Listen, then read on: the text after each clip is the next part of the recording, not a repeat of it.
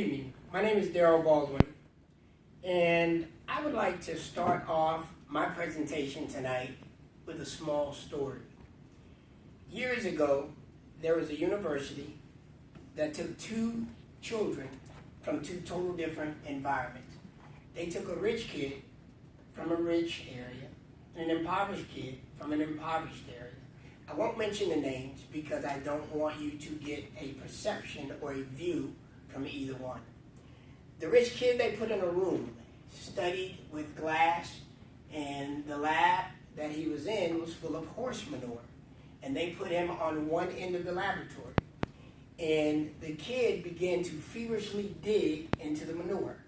And he dug so frantically into the manure trying to lower the pile that they had to come in and grab him out of the room so that he would not hyperventilate or hurt himself. When they pulled him out of the room, they asked him, "What are you doing? Why are you so excited?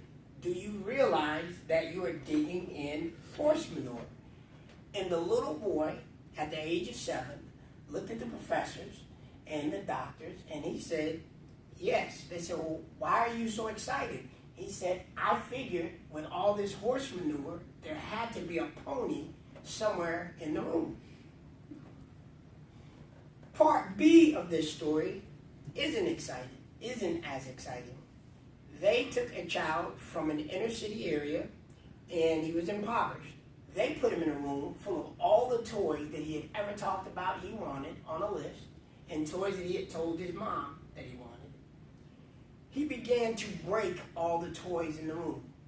He destroyed almost all the toys in the room. And before he hurt himself, they pulled him out and they asked him the same question. Why are you breaking all the toys?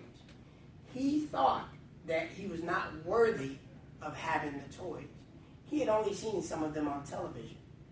So there's a unique word that I'm going to introduce to you tonight. Not unique that you've never heard of it, but unique into my topic. It's called paradigm or paradigm shift.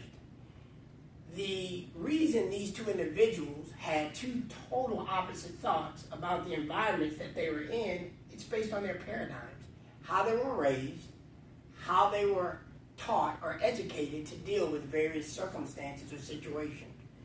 My topic is No Child Left Behind. We're all familiar with it if you're from the Atlanta area or if you've been here for a few years, because there was a cheating scandal that went on. And the primary crux of the cheating scandal that everyone was led to believe was all involved around teachers. And it was said that these teachers cheated to help the children get better scores. Well, in fact, this goes back to 1965. And President Johnson, Lyndon Johnson, was the president. There was something called ESA. And ESA was a secondary elementary act that was put in place to allow underprivileged kids to be able to receive an equal education. And it was in place and it was written during the Civil Rights Movement. And it was pretty good. Actually, it was real good. Until a president came along named George W. Bush in 2000 and decided that in 2002, when he wrote into act something called No Child Left Behind. And the purpose of this act was to establish the same thing that supposedly was already established. The only difference is he implemented standardized testing. And the problem is that in order to have something be standard, you would have to know that all of the people being tested come from the same backgrounds or the same environments. You cannot actually take an inner city kid and put a multiple choice question on the test asking him, if you have a choice of going fishing, would you go fishing from a boat, A, a bank, B, or a C, the side of the river? Or all the above, D. All of the inner city kids missed the question. And when they were asked why they missed the question, they said, "Why didn't you choose B, bank?" They said, "Duh, a bank is where you put your money." And the fact of the matter is their paradigm was totally different.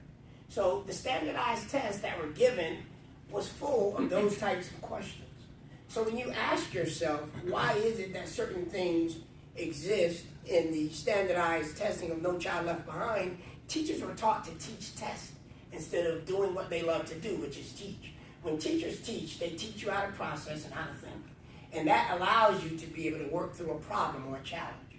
When that is taken away because a teacher is taught to teach a test and you are now put in front of that test and all you have is your memory to take that test instead of being able to deduce an answer, you're no longer going to be able to score as well on that test. So No Child Left Behind had several different issues or negative points to it that were brought about.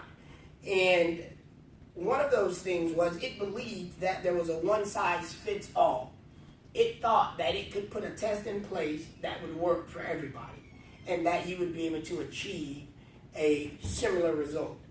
It also believed that it could take teaching and put it in an environment by rewarding teachers and putting things in place that would make teachers move out of their comfort zone or love, I should say, or passion of teaching and move them to where they were more motivated by the rewards, getting the money and getting the schools and the advances that they would get. So No Child Left Behind failed because of the things that were put in place. And I would like to say that our 43rd president not only failed with No Child Left Behind, but he is also the owner of Pearson's. Pearson's is the publishing company that owns No Child Left Behind. No Child Left Behind was bought by a Japanese company in 2015. And the reason it was bought by a Japanese company in 2015 is it was no longer American owned, so you can't investigate it. You can't look into it. You can't find out all the different reasons as to why it didn't work. So, in closing, what I would like to say is that No Child Left Behind failed because it did not understand the value of a paradigm shift or the difference of trying to standardize teaching to different kids or different students. Anytime you are going to present something to a crowd, you have to not only analyze the audience that you're going to speak to know when you're speaking to them, what types of things will I have to say or use in my story so that everyone in there gets the point, so that everyone in there has the same equal chance to answer the question. And there was a gentleman that did some research and put something out called Paradigm Shift. It just so happens it came out in 1999, and the act was written in 2002. I think if President Bush had a chance to read the study on Paradigm Shift, that No Child Left Behind would have ever been written. So in closing, I would like to say that if you are trying to put a test in place that is not going to be biased, then deal with the true challenges that exist, like underfed children, like children that don't have adequate supplies and books. Take kids on field trips. Take kids through the use of internet and other things to be able to share with them different things in life so that they can expand their paradigms. Thank you.